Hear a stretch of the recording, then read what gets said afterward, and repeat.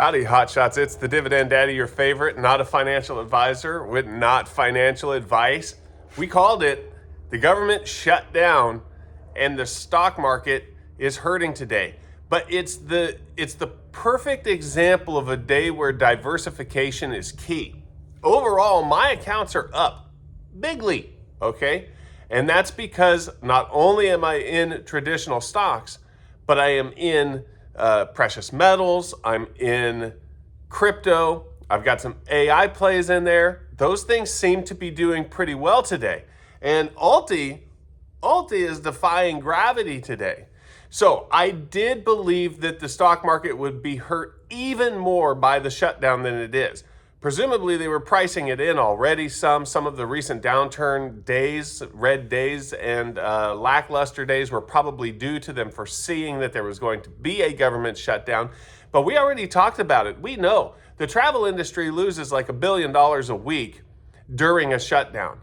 The housing market is in shambles. I keep seeing new reports coming out where Lennar might be saying they're selling a house for $400,000, but the reality is they're putting $100,000 worth of incentives to go with that house. So that house is really selling for $300,000. Now, what is that doing? That's keeping people from being able to sell their existing homes. And I see this in my area. Existing homes are more expensive than new tract houses. Now, granted, those new tract houses are trash. Like I'm renting one right now because I just recently moved to this area, and it's like a cardboard shack. Okay, it still looks nice enough when you walk inside it and everything, but you start digging deeper, you're having problems. The floors aren't level, the walls are crooked. You know, and this has been going on for 20 years, 20 plus years, that houses have just been slowly degrading. But man, they are just completely trash at this point. Now, the houses that are 20 or 30 years old, if you live anywhere where there's any kind of weather impacts, obviously they're going to need a lot of repairs and they're going to be trash too because you're going to have mold and you're going to have... So there's really no good option. You can even hire a custom builder, but I will tell you around here, the custom builders are 100% lying about the square footage of their houses to make their square foot price look better than it is. I've been going in these houses and I walk the rooms and I look at the floor plans and I compare them to houses and floor plans that I've had before, and houses that they say are 3,000 square foot are like 2,500 square foot houses. Houses they're saying are 3,500 square foot, they're 3,000 square foot houses. You know, obviously I'm not there, so I can't count every single square foot, but I'm giving them allowances for hallways. I'm giving them anything that isn't depicted on their floor plan with dimensions. I'm adding square footage to that, and I still can't get anywhere close to what the square foot is. And I'm going, okay, are they including patio space? No, that's not the number that's missing. Are they including garage space? No, because if they added the garages in, the number would be inflated even more. So they are just, I don't know what they're doing, but they're inflating the square foot of houses. And I've seen at least 4 builders that are doing that in this area. Now, if you go to a tract, their square footage is on point. You can walk into a house and see, okay, the square footage you're advertising is the square footage that they are giving you. But, and this is a big but, you go look at the houses and they're supposed to have retaining walls and they don't, so the land is going to erode. The lawns, they don't make them flat. They just throw some kind of weed seed out in them. Like I said, the walls, the doors are crooked. You look up at the ceiling, you could just tell the type of craftsmanship that they're looking for, because you look up at the ceilings and the vents are not centered. They're just crooked up there. And that isn't a big deal, right? A vent being crooked or whatever, it's not a big deal. But what it does do is just show you the level of craftsmanship that is going into the houses. They don't care at all. The outlets on the walls are crooked. The baseboards are just rippling down the side of the house. So not only are houses too expensive, they are terrible quality, okay? And they're lying about the prices that they're selling them for.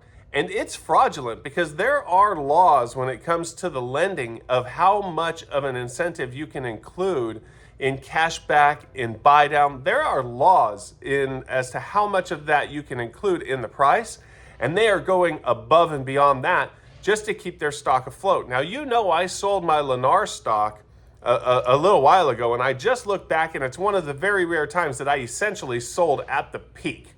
I sold it for like 143.75, and that was pretty much at the peak of the market. It has come down recently to about 126, but I'm telling you, it's still overpriced. Numbers are going to come. They just came out, the Fed came out and said that house sales were up like 70% month over month.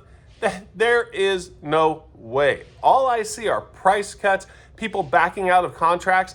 This is going to be another one of those manipulation numbers where they're trying to scare people into buying a house so that they can keep the market afloat. And they're going to come back and revise those numbers. Just watch, just go watch, and they will revise them, but it'll be like back page news. Like, you won't be able to find it unless you're looking for it. It's the same thing they do with the unemployment numbers. It's the same thing they do with the inflation numbers, and they're doing it with the housing numbers too.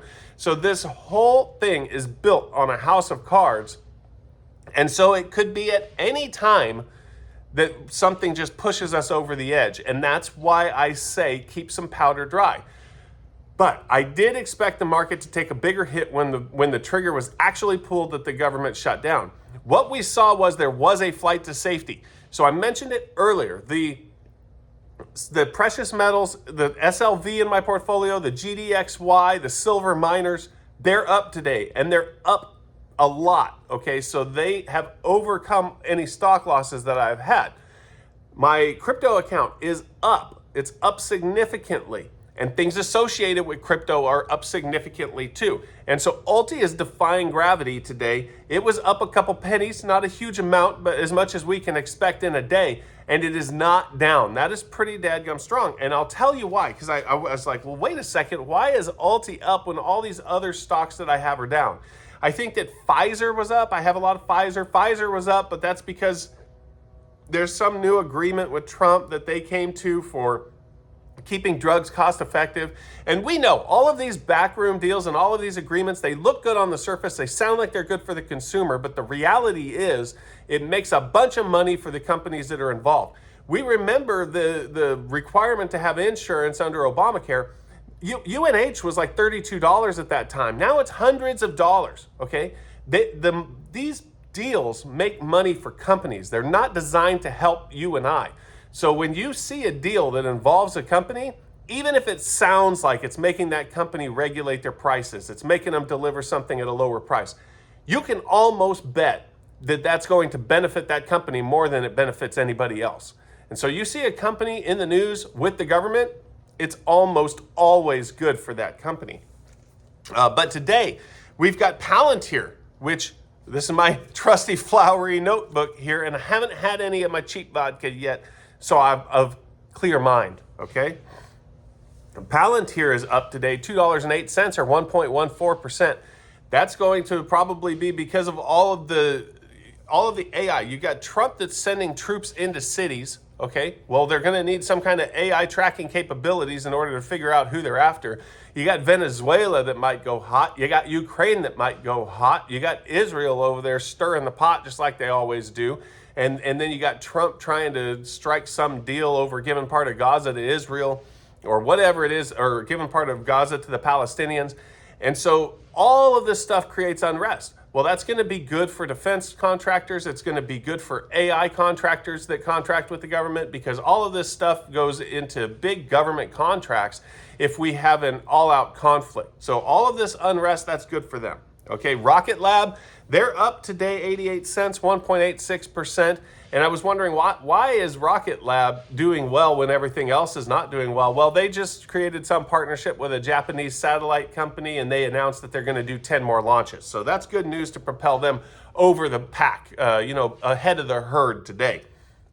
Coinbase, no surprise that Coinbase is up $9.72 or 2.88% today. That's because crypto, everybody's turning to crypto. They're like, oh, the government's shutting down, the money's worthless, let's go into crypto, right? Whether that's a good choice or not, it seems to be today. Upstart is a lending platform, an AI lending platform, so they got two things going for them today. They're up $2.58 or 5.08%. I think that the reason that they're up is because AI is doing well today, but additionally because anytime you see any kind of financial struggles, people and companies are going to need more loans. And so they're going to go to companies, especially upstart fintech type companies where they're still doing a lot of loans that the local bank won't do. Then they're going to turn to these types of companies. And so I think that's why Upstart is doing well today.